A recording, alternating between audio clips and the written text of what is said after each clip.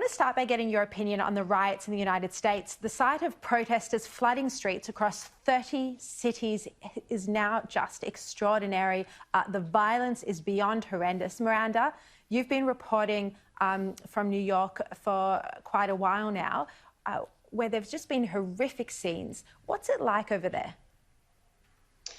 Look, I mean, this has started out with reasonable protests about a terrible seeming incident of police brutality against a black man, but it has been hijacked in all these cities, including New York, by people from other places, from antifa, these professional agitators. We just had Attorney General Bill Barr last night come out and say that they're looking at charges against these people. They are external agitators. It has nothing to do with the death of this man. It has everything to do with people who are anarchists and who want to destroy the country. The other strand is that these are Democrat cities.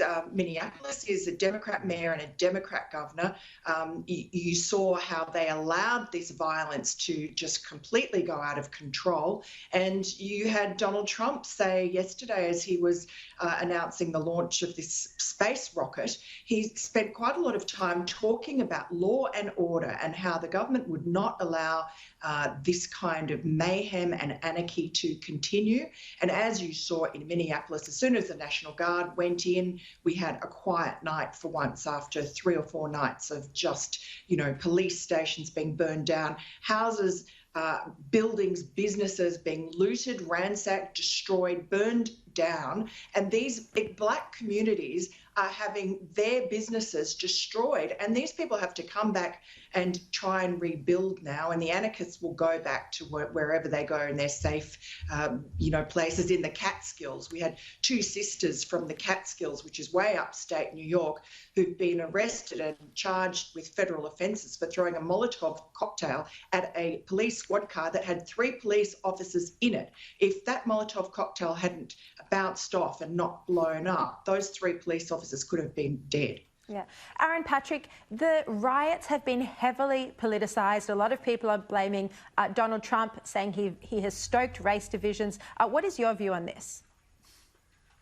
Well, Sharri, Miranda's a lot closer to this than all of us. She's physically in it, so I bow to her, her perceptions of what's going on. But I do think it's worth pointing out that what we're seeing here is a response to institutionalised political and legal racism that unfortunately have this great nation of the United States, where if you're a black person, you can be killed by a policeman for essentially stealing $20 worth of cigarettes. And that's what these communities are rising up about. And the national leadership there hasn't helped. They've, in a way, sort of stoked the redneck, the inner redneck of the American people. And I think they've got to share some of the blame for what's going on in those cities today. Corey, what's your view? Do you think the leadership should share some of the responsibility for what's happening, as Aaron just said? Sharri, it's very clear that a genuine grievance for over-policing and the death of a man has given rise to some legitimate protest. But that protest movement has nothing whatsoever to do with Donald Trump or institutionalised racism, as Aaron has suggested. It's got to do with lawless losers who specialise in this sort of violence. They justify it by saying it's built around racial oppression. It's nothing of the sort.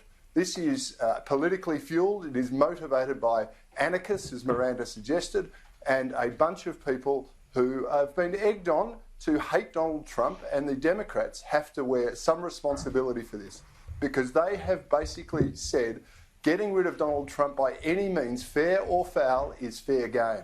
And I think that this has been used as an excuse. And anybody that suggests the death of one black man can somehow be mitigated by riots, destruction of property, theft, and lawlessness is barking up the wrong tree. Miranda, a lot of people have started to discuss how different the reaction in the community was to the death of the Australian woman Justine Dumont. What do you think about that? Well, look, I mean, the Minneapolis Police Department has got a problem. There is no question about it. And after the death of Justine Damond, you had the police chief who was a woman and the mayor who was a woman. They both were forced to resign.